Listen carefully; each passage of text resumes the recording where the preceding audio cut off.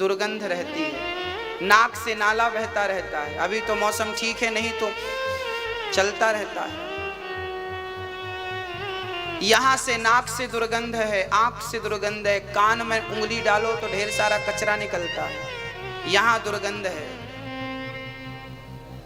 मलमूत्र तो निकलता ही है। शरीर के हर अंग से गंदगी के सिवा, मल के सिवा कुछ नहीं निकलता। इस गंदे शरीर को भी लोग इस शरीर के लिए मरते हैं, पता नहीं क्यों, पता नहीं उन्हें क्या दिखता है शरीर में। ये वासनाएं, ये इच्छाएं आपको नचाती हैं, आपको पता ही नहीं लगता कि आप क्या कर रहे हैं। इन इच्छाओं की गुलामी में पूरी जिंदगी खपा दी, मिला क्या? कुछ नहीं। क्या हाथ लगा बताओ?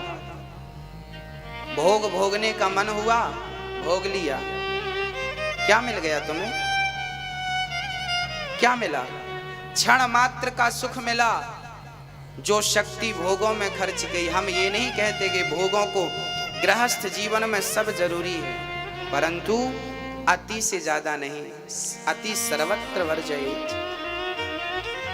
25 से 50 साल तक गृहस्थ जीवन होना चाहिए, और वो भी संयमी जीवन होना चाहिए। भोग प्रधान जीवन ना हो, भक्ति प्रधान जीवन होना चाहिए। भक्ति प्रधान बनाओ अपने आप को। पहले के लोग भी भोग भोगते थे, परंतु वो केवल अच्छी संतान के लिए मिलन करते थे। कयाधु और हिरण्यकश्यपु का मिलन हुआ तो प्रहलाद प्रकट हुआ। सुनीति उत्तानपाद का मिलन हुआ तो ध्रुव प्रकट हुआ। पहले के मिलन से ध्रुव और प्रहलाद पैदा होते थे, विवेकानंद पैदा होते थे, रामकृष्ण परमहंस पैदा होते थे, तुलसीदास, कबीरदास, सूरदास पैदा होते थे, मुक्ताबाई, कर्माबाई, मीराबाई पैदा होती थी। आज के मिलन से, क्योंकि भोग की कामना लेकर के आप बच्चे उत्पन्न करते हैं इच्छाओं की पूर्ति के लिए, इसलिए बच्चे भी पैदा होने के बाद जब बड़े होते वो भी भोगी ही रहते हैं। इतना भोग भोगने के बाद भी उसकी इच्छाएं हैं कि तृप्त नहीं होती।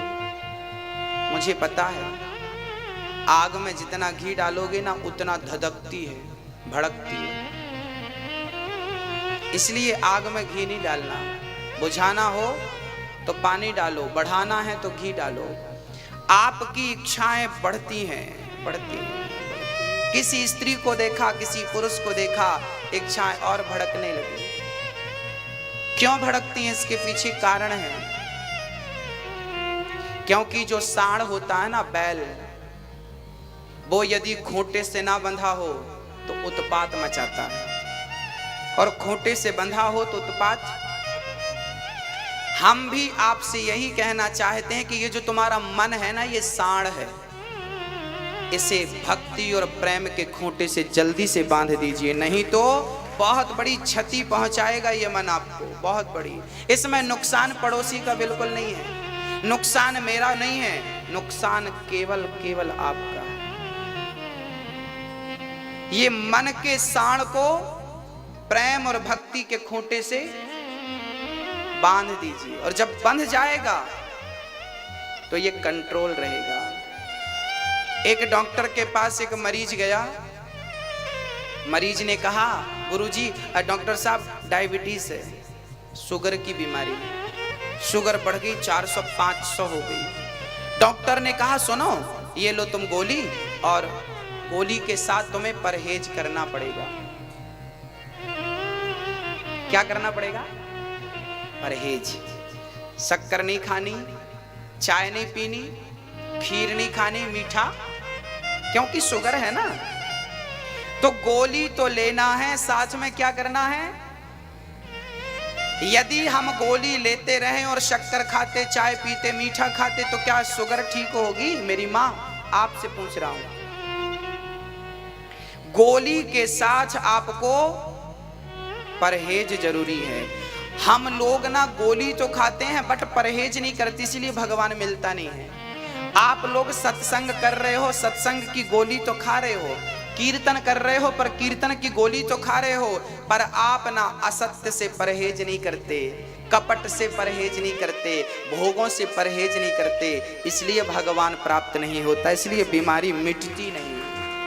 याद रखना मेरी माँ, भगवान को पाना हो तो सत्संग की बूटी लेना जरूरी है, कीर्तन की गोली लेना जरूरी है, पर साथ में परहेज जरूरी है। परहेज क्या? नहीं असत्य सम पातक पुंजा, कहते हैं कि झूठ से बड़ा कोई पाप नहीं होता, सत्य से बड़ा कोई तप नहीं होता, सत्य बराबर तप नहीं, झूठ बराबर पाप। मेरी माँ आप भक्ति करती हो, भजन करती हो, दिल में हाथ रखकर बताओ क्या तुम झूठ से परहेज करती हो?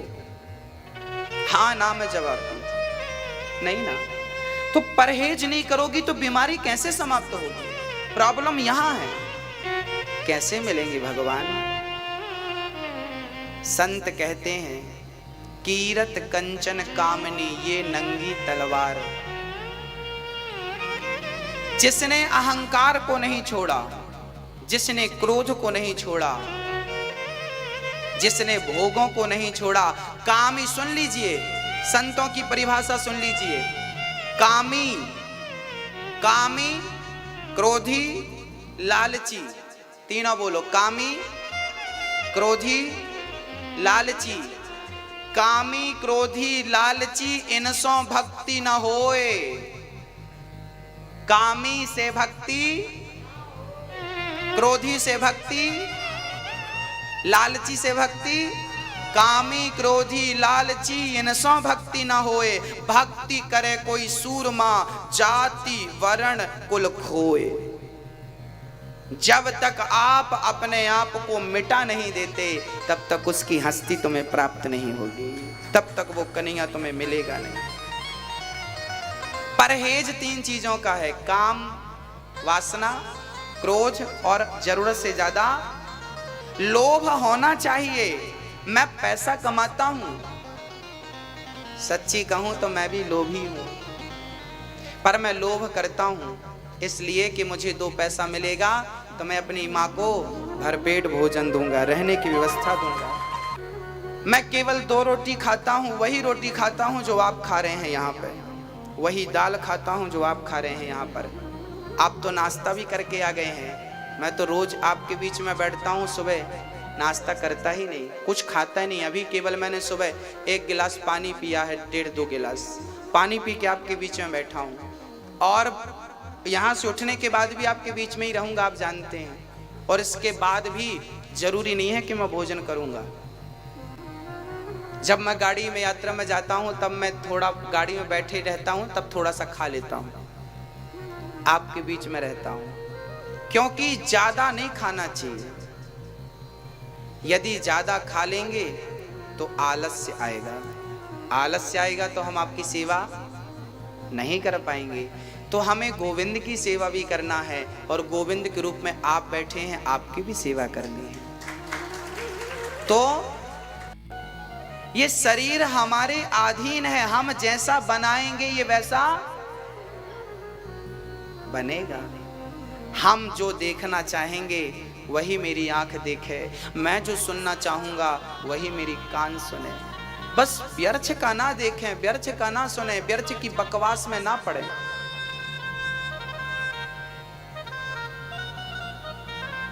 अपने आप को भगवान के हवाले कर दीजिए।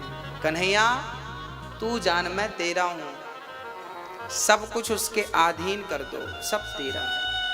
अपने पास कुछ रखोगे ना तो बड़ी झंझट होती है। सौंप दो अब सौंप दिया इस जीवन का सब भार तुम्हारे हाथों में। तो लोभ होना चाहिए, पर लोभ अपने लिए नहीं होना चाहिए। मैं अपनी तिजोरी भर लूं, मैं अपना बैलेंस ना, मेरे अपने लिए तो मेरे कन्हैया है, और जो धन पैसों की जरूरत है वो तो मेरी माँ की सेवा के लिए है। तो लोभ करना चाहिए। आप खूब कमाइए, पर कमाने के बाद ये भाव बनाइए कि हे भगवान, यदि मुझे धन तू देगा तो मैं भागवत सुनवाऊंगा, अपने क्षेत्र के लोगों को भागवत करवाऊंगा, ताकि इस ज्ञान से इनका भी इनके हृदय में भी भक्ति का दिया जले, इनके हृदय में भी ज्ञान का प्रकाश आए। इसलिए भागवत करवाइए। ईश्वर ने सामर्थ्य था, धन खूब कमाओ और धन कमाने के बाद उसको कथा भागवत में लगाओ, दीन दुखियों की सेवा में लगाओ, तब वो धन कमाना सार्थक है। तो कामी, क्रोधी, लालची, आप अपने लिए लालच ना करें, हम अपने लिए लालच ना करें। हमें जरूरत नहीं है। कल हमारे पास एक दादाजी आए, बूढ़े थे, बहुत बुजुर्ग थे। उन्होंने हमसे कहा हमें एक बार आपसे भागवत सुनना है। रोने लगे, बोले मेरी अब आखिरी इच्छा रह गई है कि मैं आपसे एक बार भागवत श्रवण कर लूं, आपके मुख से एक बार भागवत सुन लूं, बताइए खर्चा क्या है। मैंने कहा कि जब आपको करवाना हो तो आप बता देना, खर्चा कुछ नहीं, भागवत की सेवा होती है, भागवत खर्चे से नहीं, भागवत श्रद्धा और भाव से होती है। हम आपकी सेवा करेंगे। यदि हम बूढ़ी माँ की सेवा रहने की, खाने की उनके लिए कर रहे हैं, तो आपको भी भागवत सुनाकर आपकी भी सेवा करेंगे। ये भी एक सेवा है। तो भगवान की कथा धन से नहीं, मन से होती है ना। मन पहले बनता है, धन तो बाद की बातें हैं। भक्तों, मैं तो ठाकुर जी से यही प्रार्थना करता हूं कि प्रभु, जब तक ये जिंदगी है, आखिरी सांस तक मैं आपकी सेवा करता रहूं, वृद्ध माताओं की सेवा करता रहूं और गरीब परिवार की बेटियों का विवाह करता रहूं। मेरा 3 ही काम है। ये दास कम से कम 200 बेटियों का विवाह हो चुका है, गरीब परिवार की, जिनके माँ बाप असमर्थ होते हैं, मजदूरी करते हैं, बेचारे वो अपनी बेटियों का विवाह कैसे करेंगे।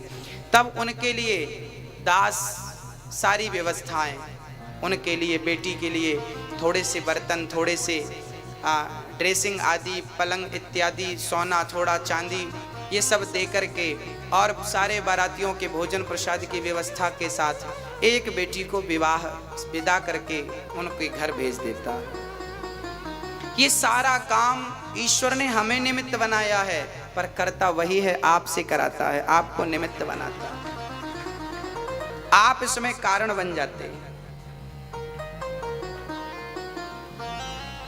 किसी अच्छे काम के कारण आप बन जाएं, इसका सौभाग्य, इससे बड़ा सौभाग्य मुझे नहीं लगता कि कुछ होगा।